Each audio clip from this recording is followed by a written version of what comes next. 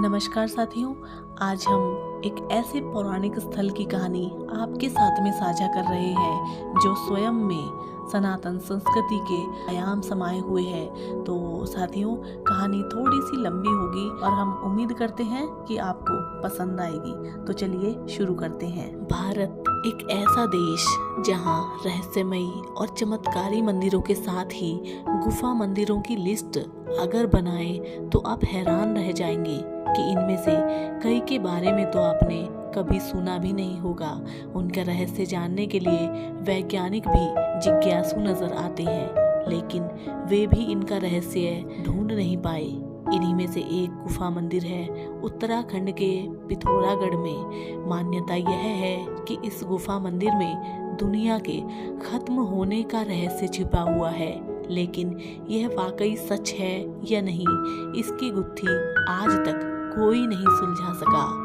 इस रहस्यमय गुफा मंदिर का नाम है पाताल भुवनेश्वर। इस गुफा के बारे में सनातन धर्म ग्रंथों में भी उल्लेख मिलता है।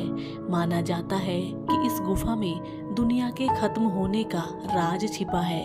इस गुफा में स्थित मंदिर में दर्शन के लिए गुफा से होकर ही आना जाना पड़ता है। यह गुफा 90 फीट गहरी है, जहां बेहद ही पतले रास्ते से होकर इस मंदिर तक प्रवेश किया जाता है। जब आप थोड़ा आगे चलेंगे तो यहाँ की चट्टानों की कलाकृति हाथी जैसी दिखाई देगी। फिर से आपको चट्टानों की कलाकृति देखने को मिलेगी जो नागों के राजा अधिशेष को दर्शाती है। माना जाता है कि अधिशेष ने अपने सिर पर दुनिया का भार संभाला हुआ है। पुराणों के अनुसार मंदिर में कुल 4 द्वार हैं। पहला रण द्वार, दूसरा पाप द्वार, तीसरा धर्म द्वार और चौथा मोक्ष द्वार है। जानकारी के अनुसार जब रावण मरा था तब पाप का दरवाजा बंद हो गया था और कुरुक्षेत्र में महाभारत के बाद रण द्वार बंद कर दिया गया था। वहीं स्कंद पुराण के मुताबिक पाताल भुवनेश्वर गुफा मंदिर में भगवान शिव आज भी विराजमान है। इसी मंदिर में सभी देवी देवता भगवान शिव की पूजा करने के लिए आते हैं।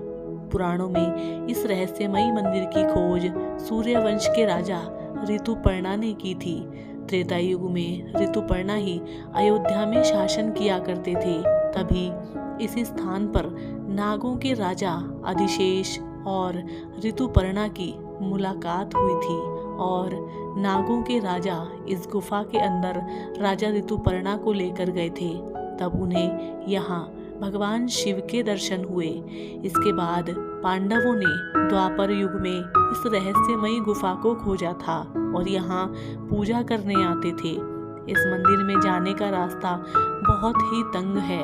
पौराणिक कथाओं के अनुसार कलयुग में मंदिर की खोज जगत गुरु आदि शंकराचार्य ने 8वीं शताब्दी में की थी। तब उन्होंने यहाँ तांबे के शिवलिंग को प्रतीक के रूप में स्थापित किया था। प्रमुख मंदिर के गर्भगृह से पूर्व एक बाह्य कक्ष है। इस बाह्य कक्ष में जय और विजय की विशाल मूर्तियों के साथ ही शिव पार्वती की मूर्ति और अन्य कई छोटी छोटी मूर्तियां हैं। मंदिर के दाईं तरफ चंडिका देवी का मंदिर है।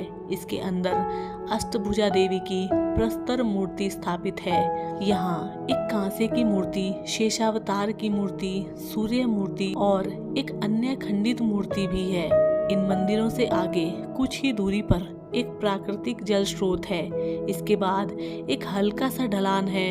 यहीं पाताल भुवनेश्वर की गुफा में प्रवेश करने के लिए ऊबड़ खाबड़ सीढ़ियां बनी हुई हैं। सीढ़ियों से उतरकर गुफा की दीवारों में उकरी आकृतियां भक्तों की आस्था का पहला केंद्र बनती हैं। यहाँ स्थित कुंड के बारे में यह कहा जाता है कि राजा जन्मेजय ने अपने पिता परीक्षित के उद्धार के लिए उलंग ऋषि के निर्देशानुसार इसी कुंड में सर्प यज्ञ किया था। इस कुंड के ऊपर तक्षक नाग बना हुआ है। इसके अलावा इसके आगे भगवान गणेश का कटा हुआ मस्तक शिला रूप में स्थित है। शिला मूर्ति के ठीक ऊपर 108 पंखुड़ियों वाला शवाष्टक दल ब्रह्म कमल है। ब्रह्म कमल से पानी की भगवान गणेश के शिलारूपी मस्तक पर दिव्य बूंद टपकती है। यह मुख्य बूंद गणेश के मुख में गिरती हुई दिखाई प्रतीत होती है। माना जाता है कि भगवान शिव ने स्वयं इसे यहाँ स्थापित किया है। मोक्ष द्वार के आगे विशाल मैदान के मध्य भाग में पुष्पों और गुच्छों से निर्मित परिजात वृक्ष है। यह मान्यता है कि द्वापर युग में भगवान कृष्ण इसे देवराज इंद्र की अमरावतीपुरी से मृत्युलोक में लाए थे। इस मैदान के आगे कदली वन नामक मार्ग है। माना जाता है कि यहाँ हनुमान अहिरावण संग्राम हुआ था और हनुमान जी ने पाताल विध्वंस किया था। साथ ही एक मार्कंडेय पुराण की भी रचना यहाँ पर की थी। इसके ऊपर ब्रह्मा जी के 5वें सिर में कामधेनु गाय के थन से निकलती हुई दूध की धारा गिरती है। इस स्थान पर पितरों का तर्पण किया जाता है। इसके बाद जलयुक्त सप्तकुंड का दृश्य निर्मित है, जिसमें दिखाया गया है कि कुंड का जल सर्पों के अतिरिक्त अन्य कोई भी इसको ना पी सके। इसके लिए ब्रह्मा जी ने इसकी पहरेदारी के लिए एक हंस की नियुक्ति की है। मान्यता है कि एक बार यह पानी हंस स्वयं पी गया, जिसके बाद मिले श्राप के कारण इसका मुंह टेढ़ा है।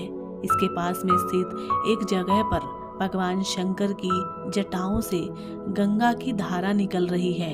इसके नीचे 33 कोटि देवी देवता प्रतीक के रूप में आराधना करते हुए नजर आते हैं। मध्य में नर्मदेश्वर महादेव का प्रतीक विद्यमान है। इसके आसपास नंदी और विश्वकर्मा कुंड बना है।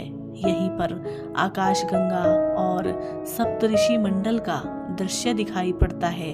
तो साथियों, सनातन संस्कृति से जुड़े हुए एक महत्वपूर्ण स्थल की कहानी आज हमने आपके साथ में साझा की। हम उम्मीद करते हैं कि आपको ये जानकारी और हमारी मेहनत पसंद आई होगी। और अगर आप इसी तरीके की और कहानी देखना चाहते हैं तो आप हमारे चैनल से जुड़े रहिए। हम आपसे मिलेंगे कल एक और नई कहानी के साथ। तब तक के लिए नमस्कार, जय हिंद।